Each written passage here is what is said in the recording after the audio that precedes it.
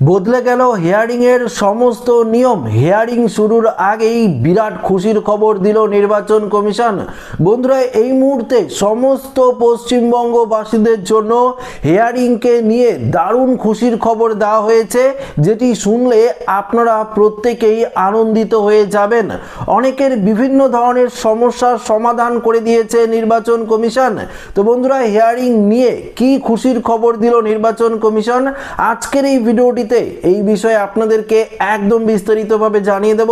প্রত্যেকের জন্য এই ভিডিওটি খুবই গুরুত্বপূর্ণ হতে চলেছে।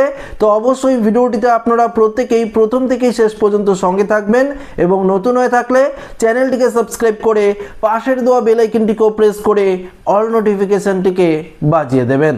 দেখুন বন্ধুরা, প্রথমত আপনাদেরকে জানিয়ে দিই, আপনারা প্রত্যেকেই জানেন খসড়া তালিকা প্রকাশের পর নির্বাচন কমিশনারের তরফ থেকে পরিষ্কারভাবে ঘোষণা করা হয়েছিল যে 30 লক্ষ ভোটার রয়েছে যারা আনম্যাপ রয়েছে, তাদের কোনো ম্যাপিংও হয়নি, তাদের 2002 সালের ভোটার লিস্টে নাম নেই, তাদের বাবা মা আত্মীয় স্বজন কারো নাম নেই, সেই সমস্ত ভোটারদেরও কিন্তু হিয়ারিংয়ে না গেলেও চলবে।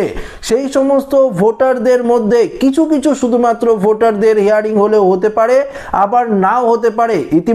ইতিমধ্যেই নির্বাচন কমিশনারের তরফ থেকে বিএলও অ্যাপে আরও একটি গুরুত্বপূর্ণ অপশন যুক্ত করা হয়েছে, যেটির মাধ্যমে অটোমেটিক ভেরিফিকেশন করা যাবে এবং বিএলওরা সেই ভেরিফিকেশন করে দেবে। পাশাপাশি যাদের নাম 2002 সালের তালিকায় নেই, তারা বাবা মা আত্মীয় স্বজনের নাম দিয়ে ফর্ম ফিল আপ করেছিলেন, তাদেরকেও তো সন্দেহের তালিকায় রাখা হয়েছিল। সেই সমস্ত ভোটারদের জন্য খুশির খবর দেওয়া হয়েছে। পাশাপাশি যাদের নামের বানান ভুল রয়েছে, তাদের বাবা মায়ের নামের বানান ভুল রয়েছে এবং তাদেরকেও আর কখনোই হিয়ারিং এ ডাকা হবে না, এমনটাই নির্দেশ দিয়েছে নির্বাচন কমিশন। তো বন্ধুরা, এই মর্মে বিএলওদের কি নির্দেশ দেওয়া হয়েছে এই মুহূর্তে যে আপডেটটি উঠে এসেছে, যেটি যদি আপনারা শোনেন তাহলে অবশ্যই আপনারাও খুশি হয়ে যাবেন। তো আসুন দেরি না করে সরাসরি সেই আপডেটে আমরা চলে যাব। কমিশনারের তরফ থেকে এই মুহূর্তে যে আপডেটটি উঠে এসেছে একটু বড় হবে, সেই আপডেটের ডিটেলস আমি বলবো। বেশ কয়েকটি স্টেপ রয়েছে, অর্থাৎ বেশ কয়েকটি স্টেপে সেই আপডেটগুলো রয়েছে, একের পর এক আপনাদেরকে বলবো, অবশ্যই আপনারা একটু মনোযোগ সহকারে শুনবেন। দেখুন, পশ্চিমবঙ্গের ভোটার তালিকা সংশোধন বা যাচাইয়ের কাজ যখন জোর কদমে চলছে, ঠিক সেই সময় এলো একটি অত্যন্ত গুরুত্বপূর্ণ আপডেট। এসআইআর বা ভোটার তথ্য যাচাই পর্বের মাঝেই নির্বাচন কমিশন বিএলও অ্যাপে আরও একটি প্রযুক্তিগত পরিবর্তন আনলো। এই পরিবর্তনের ফলে যেমন সাধারণ ভোটারদের হয়রানি কমবে, তেমনি কাজও সহজ হবে বুথ লেভেল অফিসারদের।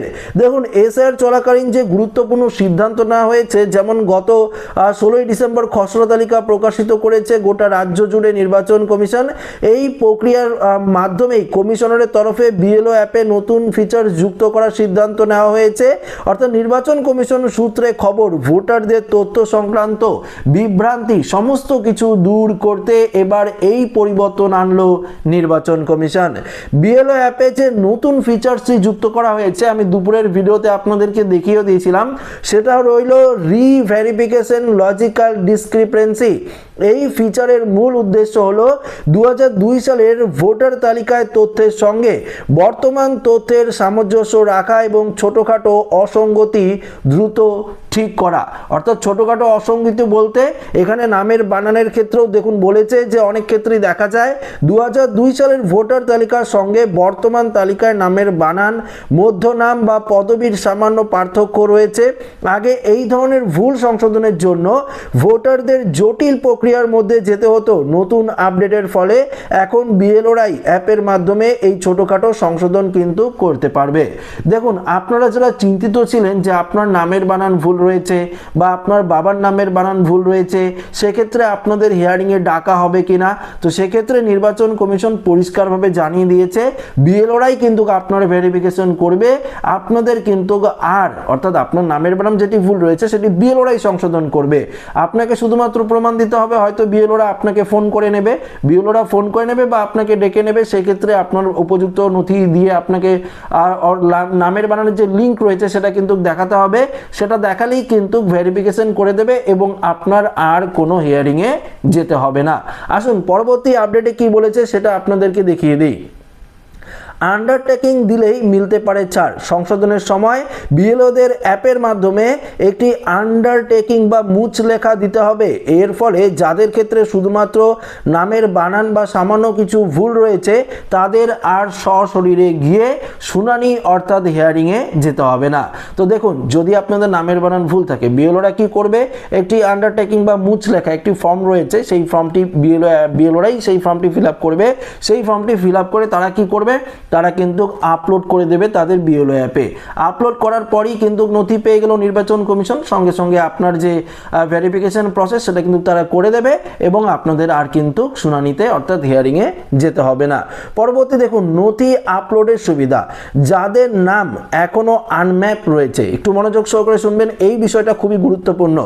যাদের নাম এখনো আনম্যাপ রয়েছে, 2002 সালের তালিকার সঙ্গে লিঙ্ক করা নেই, তাদের ক্ষেত্রেও এই আপডেট কাজে আসবে। যদি পুরনো ভোটার তালিকার সঙ্গে সংযোগের কোনো হার্ড কপি বা প্রমাণ থাকে তবে বিএলওরা সরাসরি অ্যাপে আপলোড করতে পারবেন। এই বিষয়টা আপনাদেরকে জানিয়ে দিচ্ছি।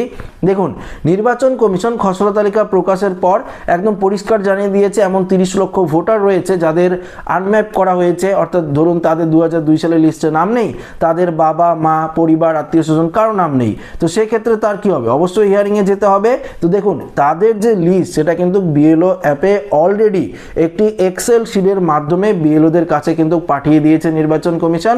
এবার বিএলওরা কি করবে, সেই সমস্ত ভোটারদের দরকার পড়লে বাড়িতে যাবে বা তাদের ফোন করবে, তাদের ফোন করে ডেকে উপযুক্ত যে নথি রয়েছে, যে 13টি নথির কথা বলা হয়েছে, 11টি নথির কথা আপনারা প্রত্যেকেই জানেন, এক্ষেত্রে আধার কার্ডও কিন্তু নাগরিকত্বের প্রমাণ নয়।